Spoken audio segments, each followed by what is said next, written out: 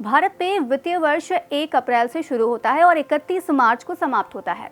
यानी कंपनियां, व्यक्ति और सरकारें इस तारीख से अपनी वित्तीय योजना, बजट और कई तरह के लेन देन शुरू करती हैं। नए वित्त वर्ष 2024-25 का 1 अप्रैल से आगाज हो गया है। इस शुरुआत के साथ साथ वित्तीय और आर्थिक मोर्चे पर कई तरह के बदलाव भी साथ आते हैं। इसी के तहत आज से एनपीएस, ईपीएफओ, टैक्सेशन और फास्टैग सहित कई दूसरे वित्तीय मामलों से जुड़े नियमों में बदलाव होने जा रहे हैं। ऐसे में जानते हैं 1 अप्रैल यानी कि आज से आम जनमानस के लिए क्या क्या बदलाव हुए हैं। सबसे पहले बात कर लेते हैं हमारे आपके घरों में इस्तेमाल होने वाले एलपीजी सिलेंडर की। आज से कमर्शियल एलपीजी सिलेंडर के दाम 32 रुपए तक कम हो गए हैं। उत्तर प्रदेश में घरेलू एलपीजी सिलेंडर में आज 815.5 रुपए ही है, जबकि कमर्शियल सिलेंडर की कीमत कम होकर 1811.5 रुपए रह गए हैं। दिल्ली में ये 30.50 रुपए सस्ता होकर 1764.50 रुपए रह गया है।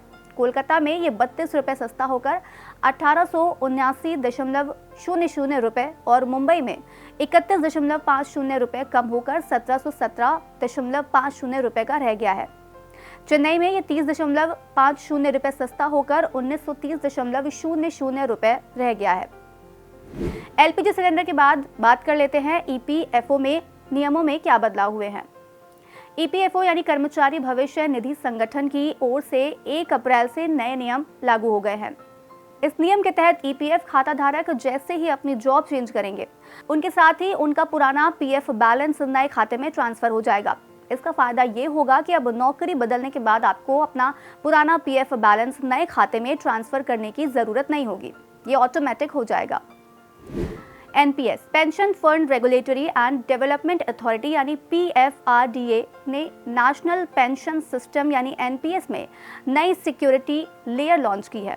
आज यानी कि 1 अप्रैल 2024 से ये नया नियम लागू हो जाएगा। पासवर्ड बेस्ड यूजर्स जो सीआरए सिस्टम में लॉगिन करेंगे, उन्हें अब 2 फैक्टर आधार बेस्ड ऑथेंटिकेशन सिस्टम के तौर पर अतिरिक्त सिक्योरिटी मिलेगी।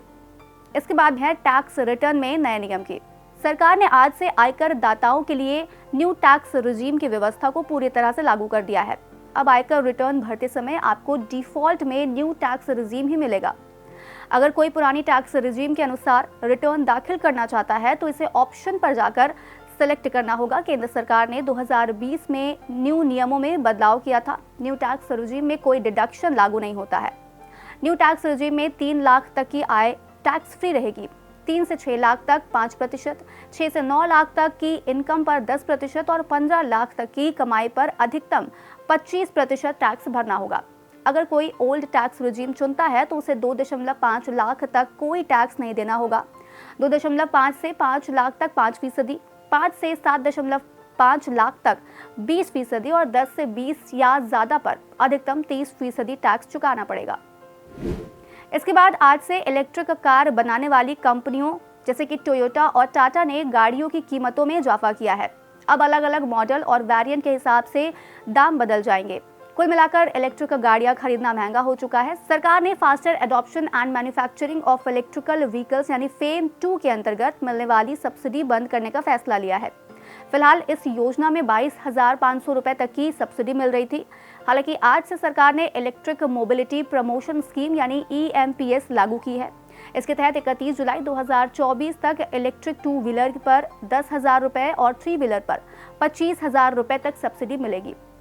आधार पैन लिंक नहीं है तो पड़ेगा जुर्माना। सरकार ने जून 2023 तक ही आधार पैन लिंक के लिए समय सीमा निर्धारित की थी। इसके बाद के लिए जुर्माना निर्धारित किया गया था। ऐसे में आपने यदि आधार और पैन को लिंक नहीं कराया है तो आपका पैन रद्द हो जाएगा। अब निर्धारित राशि चुकाने के बाद ही पैन का उपयोग कर सकेंगे।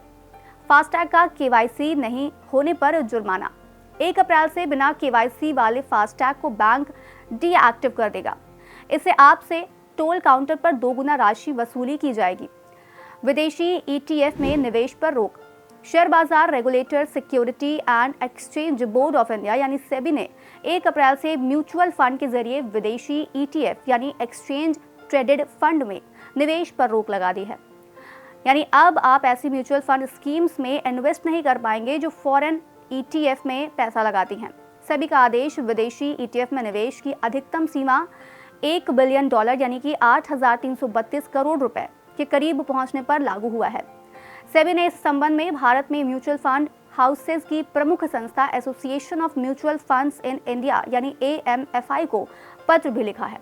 तो बस आज कार्यक्रम में इतना ही। हम फिर मिलेंगे कुछ नई जानकारी के साथ। तब तक के लिए आप देखते रहें और करते रहें बातें यूपी की।